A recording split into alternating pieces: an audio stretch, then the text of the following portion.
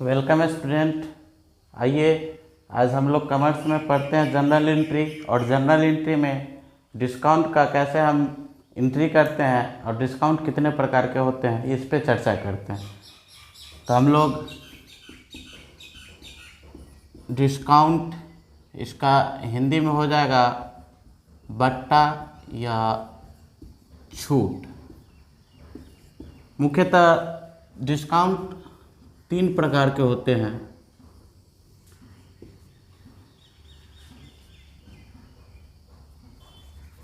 Cash discount, जिसको नगद छूट हिंदी में कहते हैं।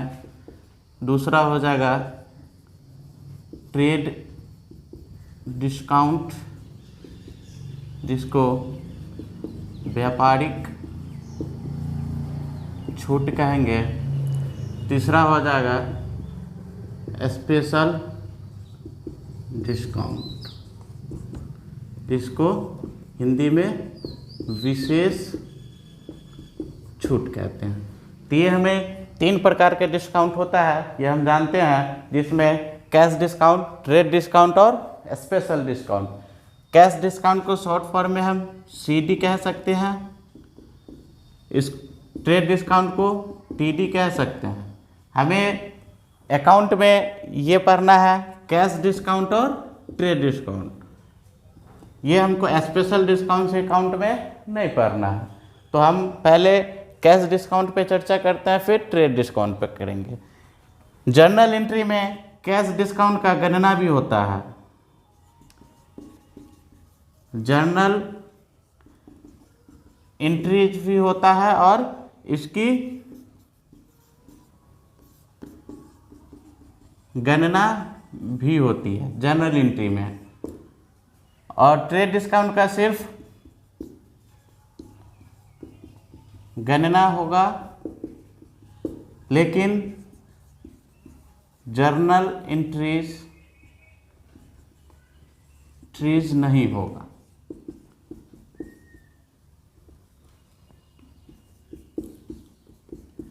तो हम डिस्काउंट के बारे में ये समझ लेंगे कि जर्नल एंट्री में कैश डिस्काउंट जो है उसका हम लोग गणना भी करेंगे और जर्नल एंट्री भी करेंगे, लेकिन ट्रेड डिस्काउंट का सिर्फ हम लोग गणना कर सकते हैं, लेकिन उसका जर्नल एंट्री हम लोग नहीं कर सकते हैं।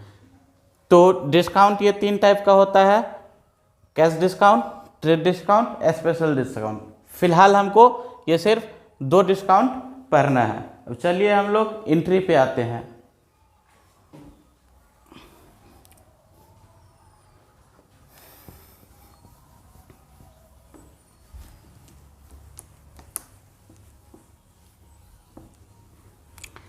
अब एग्जाम्पल देखेंगे। एग्जाम्पल मान लीजिए कि मोहन ने 5,000 मूल्य का माल 10% व्यापारिक बट्टा पर खरीदा। क्या है? मोहन ने 5,000 मूल्य का माल 10% व्यापारिक बट्टा पे खरीदा। तो यहाँ पे व्यापारिक बट्टा है 10%, तो हम लोग पहले ये एंट्री करेंगे कि मोहन ने माल खरीदा। तो मोहन क्या किया? माल खरीदा, यानी परचेज एसेट्स नाम का संपत्ति मेरा इंक्रीज हो गया, डेबिट करेंगे। कैश एसेट्स, कैश नाम का संपत्ति मेरा डिक्रीज हो गया, उसको क्रेडिट करेंगे। अब यहाँ पे हमको व्यापारिक छूट यानी ट्रेड डिस्काउंट में हमको क्या करना होता है? सिर्फ गणना कर सकते हैं, लेकिन इसका एंट्री हम लोग नहीं करते हैं। तो यहाँ पे हम लोग वर्किंग नोट करेंगे 5,000 का 10%, यानी 500 रुपया। तो 500 रुपया हमको गणना करना है, लेकिन इसका एंट्री नहीं करना है। तो 5,000 का माल व्यापारिक कटौती यानी ट्रेड डिस्काउंट पे हम लोग खरीदे, जिसमें हमको 500 ट्रेड डिस्काउंट यानी व्यापारिक छूट मिला। तो इस 500 का हम लोग गणना करेंगे, यानी 5000 में से 500 रुपया घटा देंगे तो 4500 रुपये यानी 4500 रुपया आ जाएगा। तो यहाँ पे हम कितना का खरीदे? 4500 का। फिर हम एक और एग्जाम्पल लेते हैं। दूसरा एग्जाम्पल, जैसे मदन एंड सन्स से 50,000 मूल्य की माल 10% व्यापारिक तथा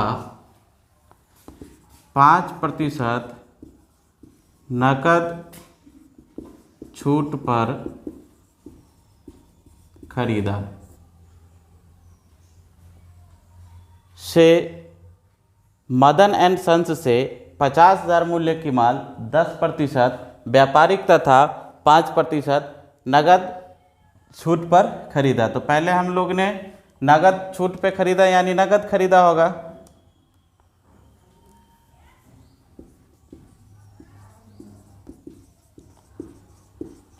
पहले इसका एंट्री हम लोग कर लेंगे। परचेज यानी खरीदे, तब परचेज नाम का मेरा संपत्ति बढ़ गया।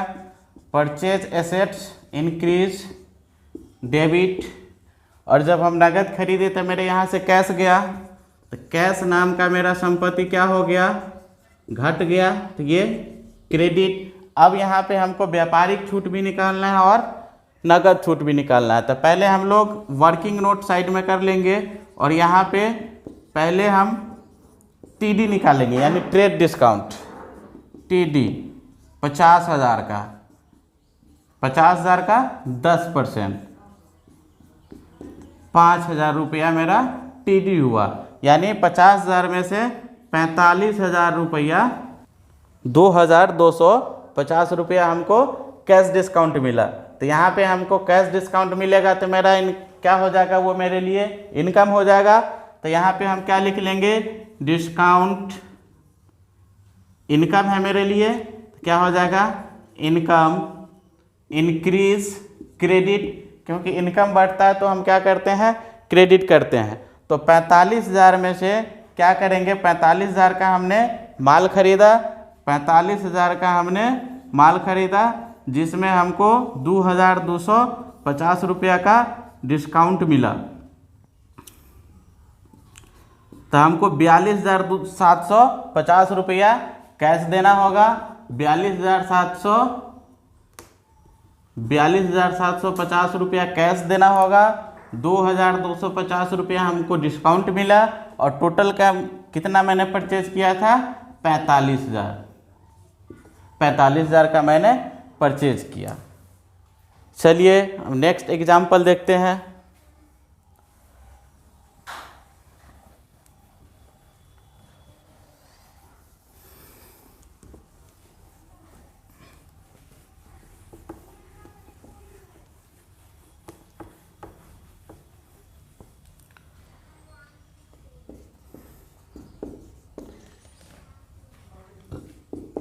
रोहित 4,000 मूल्य का माल 5% व्यापारिक छूट पर खरीदा। यहाँ क्या है? 5% व्यापारिक छूट पर खरीदा। परचेज किया, purchase assets increase debit, cash assets decrease credit. चलिए वर्किंग नोट 4,000 यानी 4,000 5%, 200 यानी कितना का वो हुआ? 3,800। अब नेक्स्ट एग्जाम्पल देखते हैं। रोहित ने 10,000 मूल्य का माल 10% नकद छूट पर बेचा। अब रोहित ने 10,000 मूल्य का माल 10% नगद छूट पर बेचा। तो इसने क्या किया? सेल्स किया। सेल्स किया तो इसके पास क्या आया? कैश आया। क्या आ गया? कैश। कैश नाम का संपत्ति क्या हो गया? बढ़ गया। कैश नाम का संपत्ति क्या हो गया? रोहित के पास बढ़ गया। लेकिन इस पे इसने छूट भी दिया, तो ये क्या दिया? डिस्काउंट। डिस्काउंट दिया। डिस्काउंट क्या हो जाएगा इसके लिए? एक्सपेंस हो जाएगा। जब एक्सपेंस बढ़ता है तो उसको हम लोग क्या करते हैं? डेबिट करते हैं। एक्सपेंस बढ़ता है तो डेबिट करते हैं।